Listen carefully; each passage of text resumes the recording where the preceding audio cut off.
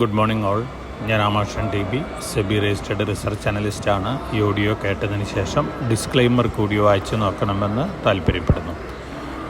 ട്രംപിൻ്റെ താരിഫാണെന്ന് മാർക്കറ്റിൽ negative impact ഉണ്ടാക്കാൻ പോകുന്നത്. നമ്മളെ സംബന്ധിച്ച് നോക്കുകയാണെങ്കിൽ ശനിയാഴ്ചയിലത്തെ ബഡ്ജറ്റ് നല്ലൊരു ബഡ്ജറ്റായിരുന്നു. മിഡിൽ ക്ലാസ്സിനെ സംബന്ധിച്ചൊരു ഡ്രീം ബഡ്ജറ്റായിരുന്നു. അതുപോലെ തന്നെ ഇത്തരത്തിലുള്ളൊരു ബഡ്ജറ്റ് ഇതിനു മുമ്പ് ഒരു ഗവൺമെൻറ്റും അവതരിപ്പിച്ചിട്ടില്ല. കാരണം അത്തരത്തിലുള്ള ടാക്സ് ബെനിഫിറ്റാണ് മിഡിൽ ക്ലാസ്സിന് ലഭിച്ചിട്ടുള്ളത്. അതിൻ്റെ ഒരു ഇമ്പാക്റ്റ് നമുക്ക് മാർക്കറ്റിൽ കാണണമെങ്കിൽ ഒരുപക്ഷെ കാത്തിരിക്കേണ്ടി വരും. കാരണം ഗ്ലോബൽ ഫാക്ടേഴ്സ് വലിയ രീതിയിലുള്ള ഇമ്പാക്റ്റാണ് മറ്റെല്ലാ മാർക്കറ്റുകളിലും ഉണ്ടാക്കിയിട്ടുള്ളത്. അതിൻ്റെ ഒരു ഇമ്പാക്റ്റ് നമുക്ക് ഇവിടെ എക്സ്പെക്റ്റ് ചെയ്യാം. അതുകൊണ്ട് തന്നെ ഒരു വൊളാറ്റിലിറ്റിയോട് കൂടി തന്നെയാണ് നമ്മൾ സ്റ്റാർട്ട് ചെയ്യാൻ പോകുന്നത്. ഗ്ലോബലി വലിയ രീതിയിലുള്ള സെൽ ഓഫ് വീണ്ടും വരികയാണെങ്കിൽ വീണ്ടും നമ്മുടെ മാർക്കറ്റുകൾ നെഗറ്റീവ് ആയിട്ടൊക്കെ റിയാക്ട് ചെയ്തേക്കാം. പക്ഷേ ബഡ്ജറ്റിൻ്റെ പോസിറ്റീവ് ഇമ്പാക്റ്റ് ലോങ് റണ്ണിൽ ഇന്ത്യൻ മാർക്കറ്റിനെ സംബന്ധിച്ച് വളരെ പോസിറ്റീവാണ്.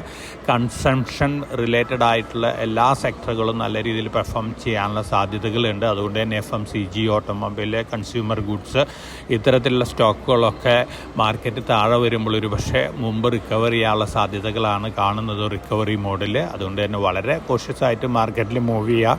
ഓവറോൾ ബഡ്ജറ്റ് കോമൺ മാന് വളരെ പോസിറ്റീവാണ്. അതോടൊപ്പം തന്നെ ധാരാളം കൺസംഷൻ ഡ്രിവൺ സെക്ടേഴ്സിന് ധാരാളം പോസിറ്റീവ് ഇമ്പാക്റ്റ് ഉണ്ടാക്കുന്നൊരു ബഡ്ജറ്റ് തന്നെയാണ്. ഇന്ത്യൻ എക്കണോമിക്കും അതുപോലെ തന്നെ ഇന്ത്യയിലെ ജനങ്ങൾക്കും ലോങ് റണ്ണിൽ വളരെ പോസിറ്റീവ് ഇമ്പാക്റ്റ് ഉണ്ടാക്കും. ഷോർട്ട് ടേം അല്ലെങ്കിൽ മീഡിയം ടേമിലൊക്കെ ഗ്ലോബൽ ഫാക്ടേഴ്സിൻ്റെ ഇമ്പാക്റ്റ് ഉണ്ടാവാം.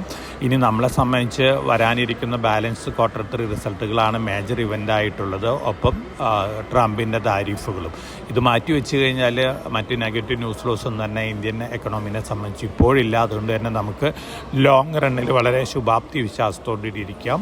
അപ്പോൾ ഇന്നത്തെ മാർക്കറ്റ് വൊളാറ്റിലിറ്റിയിൽ ബഡ്ജറ്റിൽ നല്ല അനൗൺസ്മെൻറ്റുകൾ വന്നൊരു സെക്ടറുകളിൽ നല്ല ഫണ്ടമെൻ്റലി സ്ട്രോങ് ആയിട്ടുള്ള സ്റ്റോക്കുകളിൽ ഘട്ടം ഘട്ടമായിട്ട് ഇൻവെസ്റ്റ് ചെയ്യുന്നൊരു ഡിസിഷൻ നന്നായിരിക്കും. ഒപ്പം വളരെ കോഷനോടുകൂടി മാർക്കറ്റിൽ മൂവ് ചെയ്യണം.